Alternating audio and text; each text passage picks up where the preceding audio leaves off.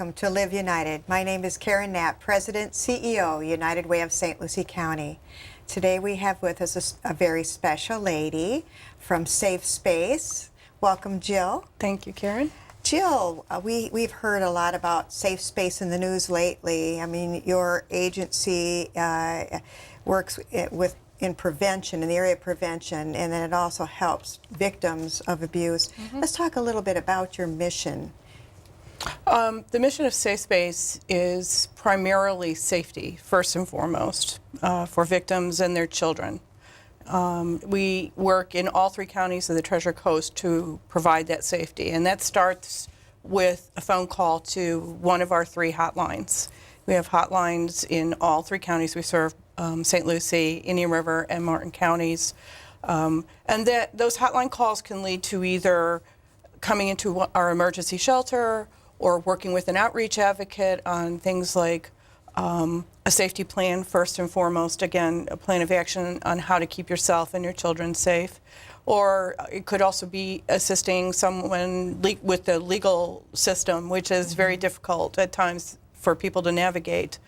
Child care resources in the community, medical assistance, therapeutic assistance, whatever sort of assistance they identify as a need, we will help them access those things. We don't provide those services because there's too many other good organizations around that are doing that. We primarily provide the safety, the support, the education, the linkage to other organizations. Let's talk about how domestic violence differs from the normal crimes. Well, domestic violence, first and foremost, occurs between 2 intimate partners in a relationship. And it is a sequential assertion of power and control, one partner in that relationship over the other. That's the thing that differentiates it from other crimes. It is about power and control. I get a lot of questions from people, does stress account for domestic violence, substance abuse, those kind of things add to the prevalence of domestic violence. They don't cause domestic violence. They may be a factor in a domestic violence situation, but it is totally about one person exerting power and control over another in an intimate relationship. Yes, and domestic violence affects the whole family. Yes, it does. Let's talk a little bit about the victims of domestic violence. Yes. Well, again, it can be a man or a woman in a relationship, an intimate relationship, and any children that might be in the home.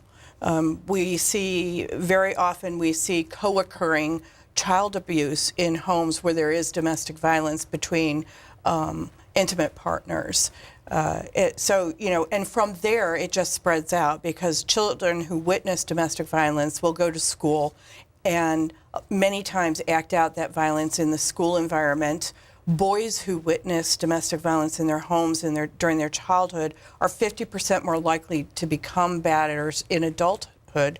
So there are lots of ramifications. You see, increased anxiety, depression, suicidal attempts, other crimes coming out of domestic violence homes, just any number of things. So, it starts between 2 people and it just spreads into the community. It's insidious, it really is. What are some of the signs when you're in a relationship? What are some of the signs or things you should watch out for that might expose the other person might not be the right fit for you, and there might, eventually be some type of violence? Well, what we commonly see is it starts a lot of times with jealousy. And sometimes victims mistake that jealousy for love. He loves me so much that, he's concerned about my every movement. Well, that's not really love. That kind of jealousy, having to account for your movements all the time, that's sort of the first thing that would send off warning bells in my mind for someone. And then a lot of times what's accompanied with that is emotional or mental abuse. You're dumb, you're stupid, you're fat.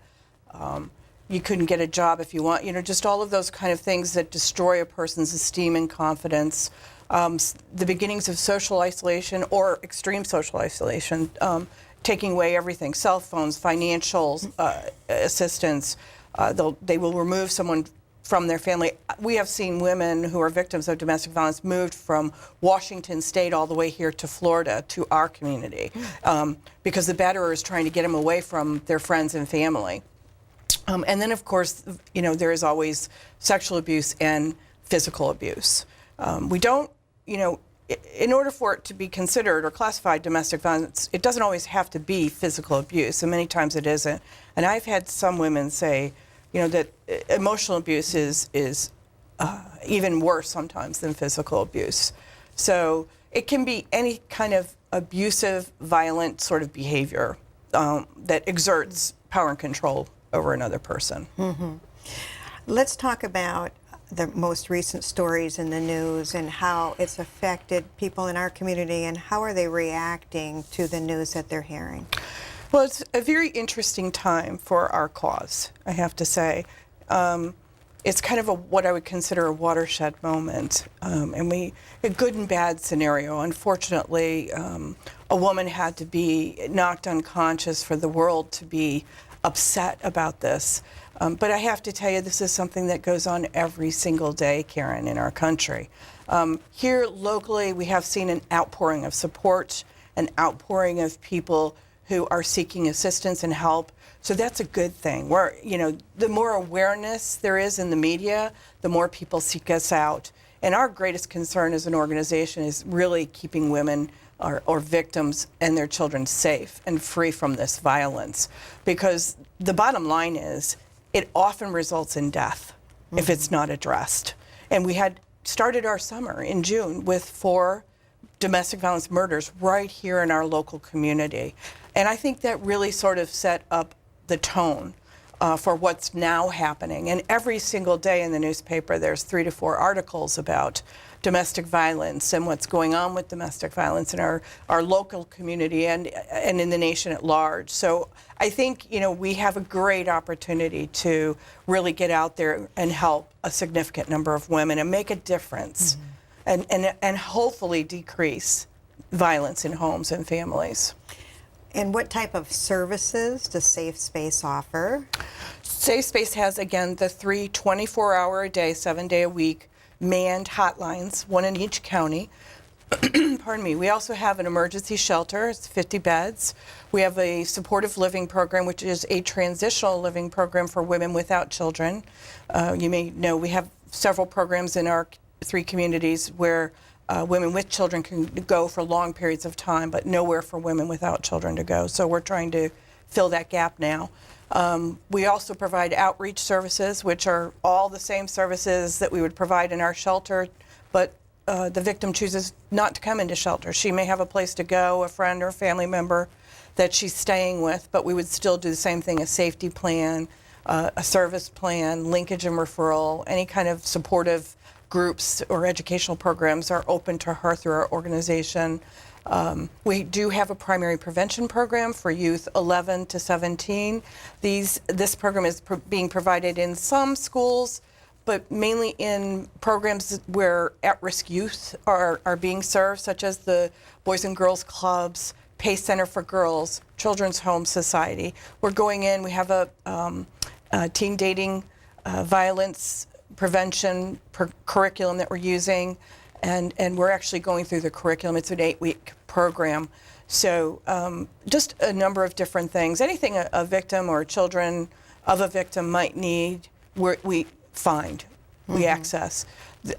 You should know that we are part of a system of care in the state of Florida. We are very blessed in the state of Florida. There are 42 certified domestic violence centers in Florida. We are one of the 42. So if we can't provide a service here locally, such as if we get a male victim who needs shelter, we don't provide shelter for males here locally. We just don't have the room to do that. But there are shelters in the state of Florida that do that, and we're able to access them through our service continuum in Florida, and we can find a place for those men to go and be safe. So, you know, it's a great system of care in Florida. We're very blessed, really, to have this. So October is Domestic Violence Awareness Month. It is, started today. What's yes. Safe Space doing to raise awareness? Well, we have a very fun event. We are actually starting Friday evening with a fashion show at our new thrift shop in Port St. Lucie. It's an 8,000 square foot thrift shop, and if you haven't been there to shop, it's really great. Where is it located? It's on US 1 in Port St. Lucie. We are co-located with Grace Church, right in the Bells, around the Bells Shopping Plaza, not the outlet, but the regular department store. And then we also have of course, our Walk a Mile in Her Shoes event. We do 3 walks, one in each county we serve, starting this Saturday in Martin County, downtown Stuart. And next Saturday we'll be in Tradition Square, the last Saturday of the month in Indian River County. This is where men come out and wear 4-inch high red stiletto heels, and they actually walk a mile. And I have to say, it's so impressive to see, because so many of our community leaders, law enforcement, medical professionals come out and actually walk a mile in her shoes. It's sort of a spin on the old adage, you can't really understand another's pain or another's circumstances until you walk a mile in their shoes. So it's a really fun way to get out a very hard message. But we really believe that bringing men into this circle and having them help us fight this fight is vital to the success of decreasing domestic violence. And I think there are a lot more good men out there than there are bad. I'm sure. And we need those good men walking the walk with us. And so that's what these walks are really all about. And you depend on volunteers. So if absolutely. someone wants, sees this show and wants to volunteer, wants to help, how can they do that? Well, they can call our office. It starts with a phone call to our office. And that number is 772-223-2399. We have a lot of opportunities available through our thrift store, our fundraising efforts, our office. We always need help in our office. We do have opportunities in our programs, but it requires an extensive amount of training, and you have to be certified with privileged communication in order to work with victims of domestic violence. So, but there's a lot of different opportunities, but it starts really with an orientation to our organization so that you can really make the best choice in terms of where you want to volunteer. And share your gifts. What would you say to someone who is in a situation like you described earlier and who is just afraid to make that move? What would you say to that individual to help them? What I would say is you don't have to make any move at all. You just have to pick up the phone and call. We are not in the business of talking women into doing certain things. It's really everything. All the power is in her hands. Just make the phone call, connect with us. We can talk you through the options. You choose what it is you want to do. Just by calling our hotline, it doesn't mean that you have to come in our shelter. We have a lot of other services that are available in terms of support and assistance. And you can choose as little as you want in terms of our services or as much as you want in terms of our services. It's really up to the individual, but make the call. That's all you have to do. Everything else is up to you. And you're there to help people. Absolutely. That's so great. Absolutely. We have 1 minute left. Is there anything we missed that you might want to tell the community? Just how much we really appreciate being embraced by this community. We've been around in 2015. We will be celebrating our 35th anniversary, and so many people have just, over the past several years, have just really embraced us and become such staunch supporters of this cause here locally. And I really, truly do believe it's making a difference here. And we appreciate that so very, very much, including the United Way support, all 3 United Way supports. Right, all 3 United Ways and the Treasure Coast support Safe Space. They do. And we're so proud of you, and thank you for all that you do Thank you. in St. Lucie County. Thanks, Karen. And we're going to take a break, and we'll be right back. I'm lucky. Let me help you with that. I get to do something I love. It has nothing to do with touchdowns or titles. Everybody bring it in. I get to play a part in the life of someone just starting out. How many of you think homework is just as important as teamwork? I help keep kids in school, Good. and that's the name of the game. My name is LaDainian Thomason. I don't just wear the shirt, I live it. Give, advocate, volunteer. Live United. Welcome back. Our guests are from Deaf and Hard of Hearing, and we have Rick and we have Evelyn. Welcome. Thank you. Deaf and Hard of Hearing Services of the Treasure Coast. Let's talk a little bit about your mission. Well, first of all, it's our 25th year. When we started out in Port St. Lucie years ago. We started as a all-volunteer organization, and we have progressed over the years. We have really three purposes. Our first is to make the communication connection between people with hearing loss and people who have normal hearing, for lack of a better term. We also currently right now are addressing an issue in the schools through a Dangerous Decibels program, and that's a lot of outreach to parents and children about noise-induced hearing loss. And we also provide telephones through the state Phones on Loan program to anyone who is deaf, hard of hearing, speech impaired, or deaf-blind. So, how large is the deaf and the hard of hearing population on the Treasure Coast? the CDC says that nationally it's about 16.4% of the population has hearing loss, and that equates to 90,000 plus people here on the Treasure Coast. And when you talk about hearing loss, you're not just talking about the elderly, you're talking about children and teens Yeah, as well. it's growing. The two biggest growing populations right now, actually there's three. The baby boomers, of course, all of us liked our rock and roll, and we're getting into that age group.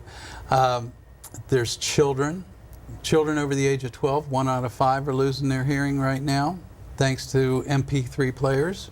Really? And then, of course, we have the veterans coming back from Iraq and Afghanistan, and almost all of that population has hearing problems. I think that it's somewhere around 25% have severe hearing loss due to, the bombs and the guns and all of that associated with the war. So it's growing and growing and growing. People don't realize, that it affects people like the vets and children. They don't think about that. They only think hard of hearing. Okay, you're old. That's it. And that's one of the signs of growing old. And probably 10 years ago, that was a true statement. Normally, they would always say, if you're at 65, it's 1 out of 3 people. At 75, it's 1 out of 2. And 85 and above, it's almost everybody. But now, with the advent of technology, both armament technology and MP3 players, we've brought in a whole new generation of people that unfortunately are going to need some type of services down the road. Let's talk about hearing loss in children and what's happening, what's causing it. As you said, it's probably the loud music they're listening to. What's Deaf and Hard of Hearing doing in the school district to help prevent that from happening? This has been a gradually worsening problem since I think 2001, I believe, is when the first iPod came out, and by 2011, over 100 million have been sold worldwide. The trouble with them is that kids can crank up the volume and they listen to them night and day. And if you get over 100 decibels and you listen to that for any length of time, over say an hour, you start causing damage to your hearing. So what we try to do is get to the kids when they're still at an age that they'll listen to you, which we try 4th, 5th, and 6th grade, and we do some with 3rd graders. And last year, we actually went into a few of the older schools and had a good reception from the students. But it's called Dangerous Decibels. It's a voluntary program that we provide to the music teachers in the schools. We ask them to teach 4 different classes. One on anatomy, one on what sound is all about, one on noise and the effects of loud noise, and then there's an elective. But if the school chooses not to become that involved, but they still want us to come in, we will come in and provide assemblies, which is what Evelyn does. She takes our mannequin with her. We have a mannequin set up with a prosthetic ear, and it's hooked up to a sound meter. and the kids can show us their iPods, and they can turn it up, and we can show them how loud it is and how much time they can actually listen to it at that level. So Evelyn, how are the kids reacting to that? I'll let you know next month. No, I'm just starting with it, but the teachers are responding very well and already scheduling with me. But I've talked with my nephews and children and given it to them, and they're going, oh, wow, I have to turn it down. So my 2 nephews do it, others can do it too. Right. Actually, last year, Evelyn has just started with us. Last year, we were able to reach over 8,000 kids on the Treasure Coast, and approximately 2,000 of them were St. Lucie County children. What are the specific needs of the deaf and hard of hearing? It's vast. You know, everybody needs something different. When it comes to communication, for deaf individuals who sign, we help them arrange for sign language interpreters. We go out into the community and try to teach businesses on what their responsibility is under the Americans with Disabilities Act to provide effective communication. We have 2 hearing aid banks, one for adults and one for children. Our adult hearing aid bank, if you qualify financially, we can put you in a hearing aid for about $500 out of pocket. For children, if the parents qualify, there is absolutely no cost at all to them.